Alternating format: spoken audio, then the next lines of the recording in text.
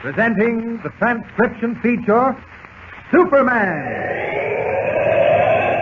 Look, up in the sky. It's a bird. It's a plane. It's Superman. Yes, it's Superman, strange visitor from the planet Krypton, who came to Earth with powers and abilities far beyond those of mortal men. Superman who can leap tall buildings at a single bound, race a speeding bullet to its target, bend steel in his bare hands, and who, disguised as Clark Kent, mild-mannered reporter for a great metropolitan newspaper, fights a never-ending battle for truth and justice. But before we join Superman, listen. And now to our story. With Comanche Joe dead from bullet wounds, all hope of proving Tumbleweed's ownership of the ranch the wealthy Indian gave him seems to be gone. Taking advantage of the situation which he created, Abner Cheney, local banker, has caused Tumbleweed's arrest on charges of fraud, claiming that Tumbleweed borrowed $15,000 from the bank, offering as collateral land he did not own. As our story continues today, Tumbleweed, on the advice of Clark Kent, has permitted himself to be taken to the Lost Valley Jail. In the meantime, Kent and young Jimmy Olsen are headed for the Comanche Indian Reservation, where a 3-day burial ceremony is now taking place.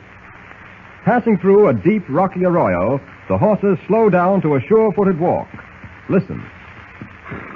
Why are we going to the reservation, Mr. Kent? I've been waiting for you to ask that question. Evidently, your bump of curiosity isn't as big as it used to be. We're going to have a talk with poor Comanche Joe's old father, the chief. I'm going to try and convince him that his son gave Tumbleweed the ranch. Oh, what good will that do? Well, according to Indian law, the property of a deceased warrior goes to the tribe. But Comanche wasn't a warrior, Mr. Kent.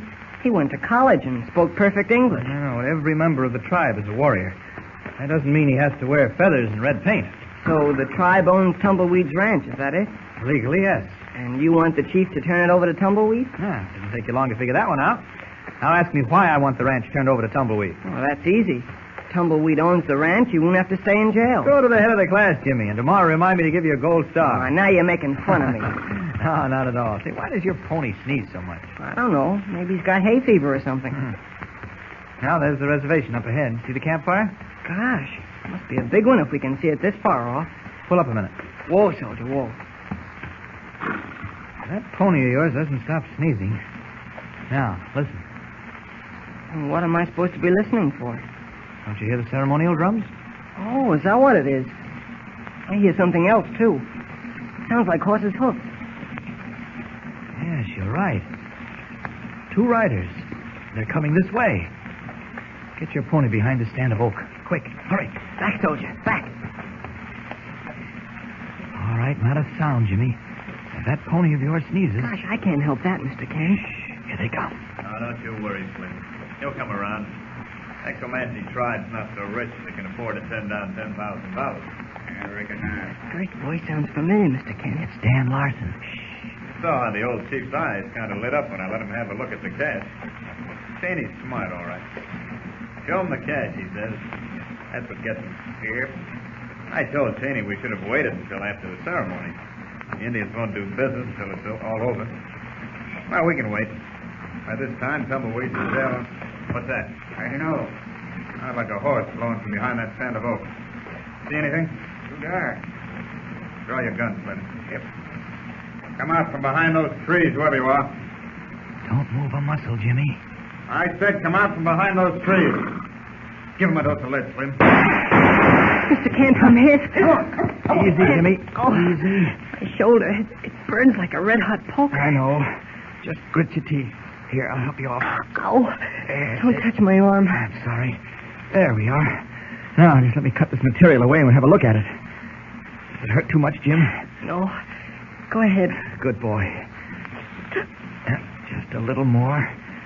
There. I'm glad you weren't hit, Mr. Kent. Tumbleweed needs you. He needs you too, Jimmy. A little thing like a bullet wound isn't going to keep you down, is it? I hope not. I feel awful weak. Steady. My head is... Oh, poor kid. Fainted from the shock. Well, the wound doesn't look very serious, but I think I'd better get him back to the ranch in a hurry. As Superman, chances are both these horses can find their way. If not, I'll send someone to pick them up. Go home. Get home. Now to make time. In a way, I'm glad Jimmy fainted. He won't suffer. All right, boy. I'll handle you as gently as possible. There. Now, we'll get you to the ranch, fix you up, and then take care of Dan Larson. Up! Up! And away!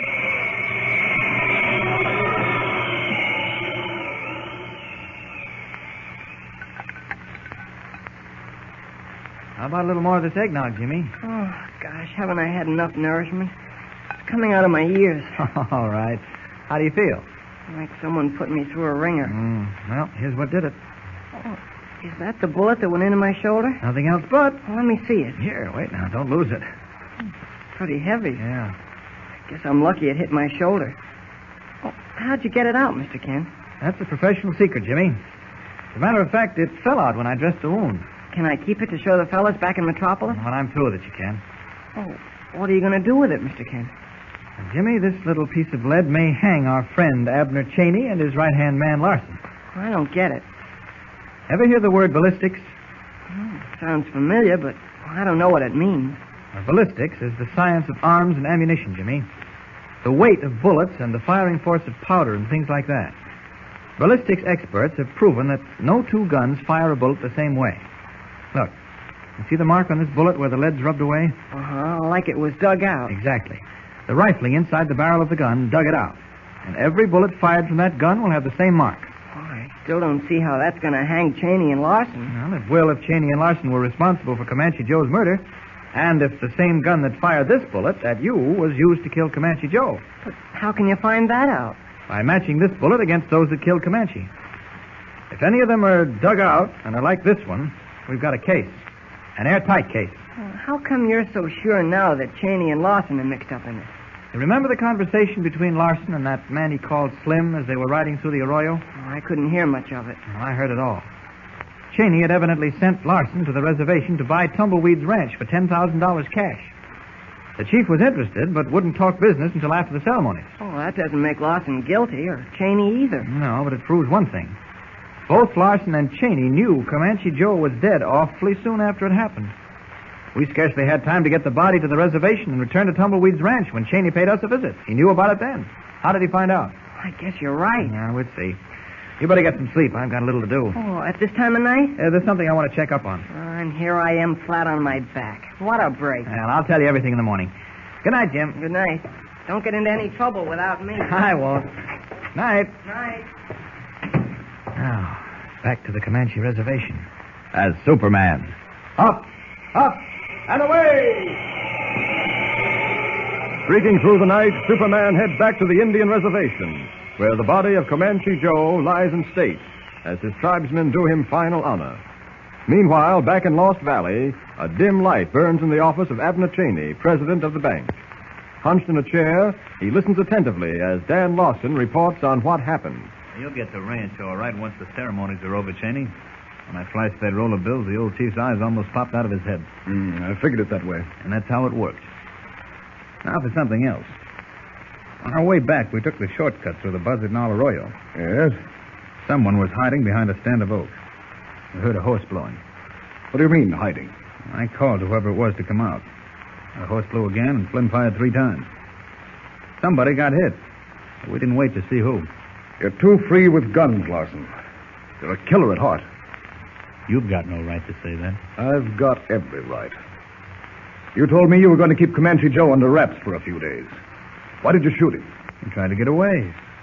Slim had to stop him. Yeah, with bullets. You don't know any other way, do you? I tell you, it couldn't be helped. I knew I should never have started with you, Larson. But we're in so deep now, we might just as well be in a little deeper. We've got to get rid of Tumbleweed Jones. He's dangerous. Somehow he'll track Comanche's killing to me if it takes him 10 years. He shouldn't be any trouble. There are no guns this time. I've got it all arranged. Connors is guarding him down at the jail. Now, you and Leif, wearing masks, will break in, make out like you're overpowering Connors, and Shanghai that smart aleck cowhead. And then what? There's an old horse tethered behind the bank building and a length of rope hanging on the saddle pommel. Tie Jones to the saddle so he can't get loose. You following me? Sure. All right. Now, this is the important part. You know that quicksand pit in the hollow over behind the river? I know it. Lead the horse to the pit, give him spurs, and let him go. With Tumbleweed roped to the saddle. Of course. You figure that's better than guns? Maybe it's not better, but it's quieter. Mm-hmm. Now, here are the masks. Make sure nobody spots you. Now, go ahead. I don't like this job. That's too bad. Don't forget, Larson, I know a little too much about you. Enough to put you away for good. I'm not forgetting. All right, then, get going. I said I didn't like this job. And I said get... Put that gun up, Larson. No, Cheney, I'm through. I'm pulling stakes and going back east. I've had enough. Put that gun up, you chicken-livered fool. I'm through, I tell you. I know what happens to everyone who mixes up with you, Cheney. I know where they end up. Shut up! You forced me into this by threatening me with something that happened years ago. If I'm a killer, you made me one. Don't come any closer, Cheney. I'm warning you. Gun in hand, Dan Lawson faces the towering figure of Abner Cheney, hurling defiance into the unscrupulous banker's dark face. The thieves have fallen out, and Tumbleweed's fate depends on who survives. Will it be Cheney, who plans slow death for Tumbleweed in the slimy, suffocating depths of a quicksand pit? Or will it be Lawson, who thinks only of escape from the net he can see closing around him? What will happen? Don't miss the next episode. Tune in and listen with Superman.